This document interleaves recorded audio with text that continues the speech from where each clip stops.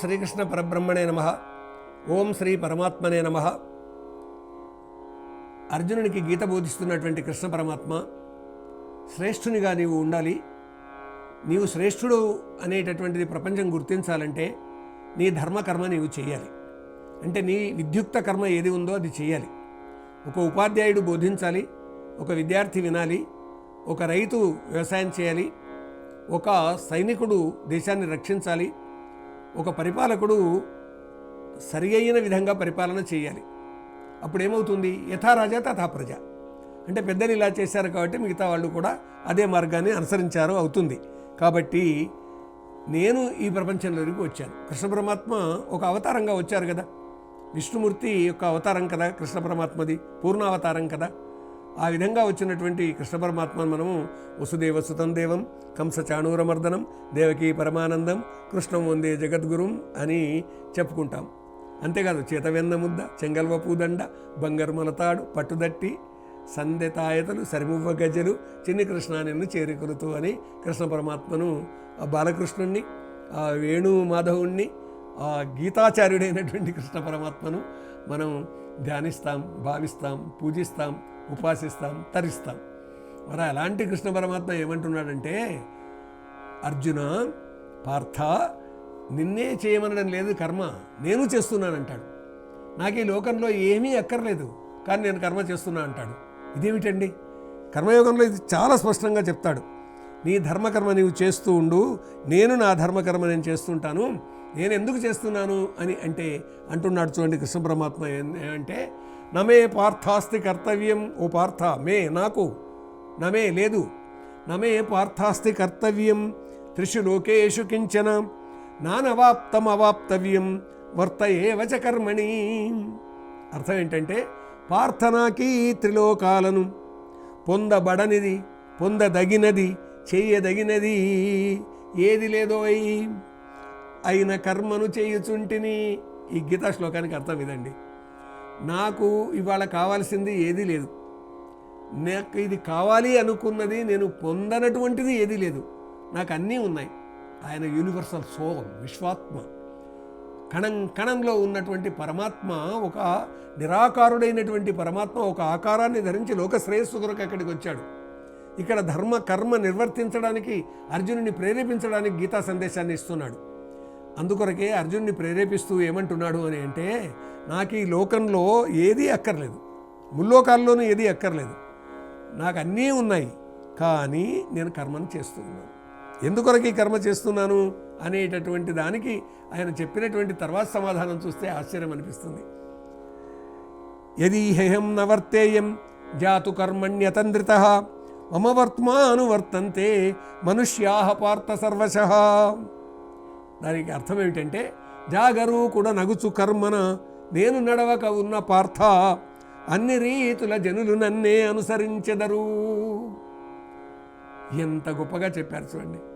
నాకు అన్నీ ఉన్నాయి, ఇంక నేనేం చెయ్యను అని కూర్చోకూడదు. నాకు అన్నీ ఉన్నాయి, నేనేం చెయ్యను అని కూర్చుంటే మిగతా వాళ్ళు కూడా ఊరికనే కూర్చుంటారు.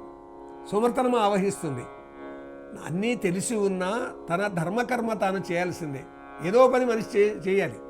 కాబట్టి నాకు అన్నీ ఉన్నాయి, జాగరూకుడ నగుచు కర్మన నేను నడవక ఉన్న పార్థ, నేను జాగ్రత్తగా ఉండి యదీహం నవర్తేయం జాతు కర్మణ్ణి అతంద్రిత, అతంద్రిత సోమర్తనంతో కానీ ఉండకూడదు. కాబట్టి నేను కూడా ఒకవేళ ఆ విధంగా ఉంటే, సోమర్తనంతో నేను కూర్చుంటే, ఏం పని చేయకుండా నేనుంటే, అన్ని రీతుల జనులు నన్నే అనుసరించెదరు. నేను పని చెయ్యను, తిన్నావు బసవన్నా తిన్నా, పన్నావు బసవన్నా పన్నా అనేటటువంటి స్థితిలో ఉంటే, తినడం పడుకోవడం రెండేనా మానవ జీవితానికి? కాదే. తాను చేయవలసినటువంటి విద్యుక్త ధర్మ కర్మ తప్పకుండా మనిషి చేయాల్సిందే. అలా చెయ్యాలనేటటువంటి ఉద్దేశంతో ఈ లోకంలో నాకేమీ అక్కర లేకున్నా, మరేదో పొందాలనేటటువంటిది నాకు మనస్సులో ఏదీ లేకున్నా, పొందదగినది నాకు ఏదీ లేకున్నా, నేను అవతార ధర్మకర్మను చేస్తున్నాను. అంటే సజ్జనులను వారిని రక్షించడం, దుర్జనులను శిక్షించడం అనేటటువంటి దానితో పాటుగా నేను నా ధర్మకర్మ నేను చేస్తున్నా. అంటే నాకు అన్నం కావాలి కదా, నేను నిద్రపోవాలి కదా, నేను నా వారితోటి కలిసి ఉండాలి కదా. ఈ కలిసి ఉండడానికి కానీ, నేను తినడానికి కానీ, నేను ఉండడానికి కానీ ఇవన్నింటికి కావలసినటువంటి సదుపాయాలు కావాలి కదా. ఆ సదుపాయాలు ఒక దగ్గర పడుకుంటే వస్తుందా? చెప్తుంటారన్నమాట, మహామృగమైనా కానీ సింహమైనా సరే నేను సింహాన్ని నేను ఒక దగ్గర పడుకుంటే దాని నోట్లోకి ఆహారం వచ్చి పడదు. తప్పనిసరిగా అది వేటాడాల్సిందే, ఆహారాన్ని సంపాదించుకోవాల్సిందే.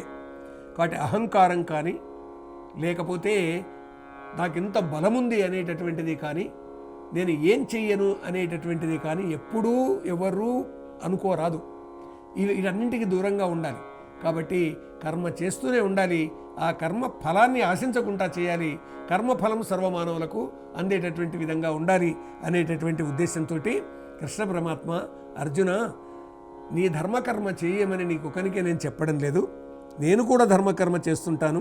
నా అవతార ధర్మాన్ని నేను నిర్వర్తిస్తుంటాను. నిరాకారునిగా ఉన్నటువంటి నేను సాకార రూపంలో ఈ లోకంలోకి వచ్చేసి మార్గదర్శనం చేయడానికి వచ్చాను. 10 మందికి ప్రజల్లో ఉండి ధర్మం, తత్వం, ఈ ముక్తి రహస్యాలు చెప్పడానికి వచ్చాను అని తాను చేసి చూపిస్తున్నాడు కృష్ణ పరమాత్మ. సామాన్యులు, సాధకులు కావాలి, తత్వవేత్తలు కావాలి, ముముక్షువులు కావాలి. సోమర్తనం పనికిరాదు, పనిలో నిరంతరం జాగరూకత అవసరం అని ఆధునిక యోగుల గురించి ఒక్కసారి మనం ఆలోచించినట్టయితే వాళ్ళల్లో ఎవరి ధర్మకర్మ వాళ్ళు చేస్తూనే వచ్చారండి. ఏ సందర్భాలలో ఈ దేశ రక్షణ నిమిత్తం ఓ స్వామి విద్యారణ్యుడు చూడండి, హరిహరాయ బుక్కరాయల్ని ఏ విధంగా సంసిద్ధం చేశారో, ఒక ఆదిశంకరులు చూడండి ఎంతమంది శిష్యులను ఏ విధంగా వ్యాపకం చేశారో, వేదవ్యాసులు వేద ప్రచారం నిమిత్తం ఎంతమంది శిష్యులను పంపించాడు, భాగవత ప్రచారం నిమిత్తం తన కొడుకు శుకుణ్ణి ఏ విధంగా నియోగించాడు.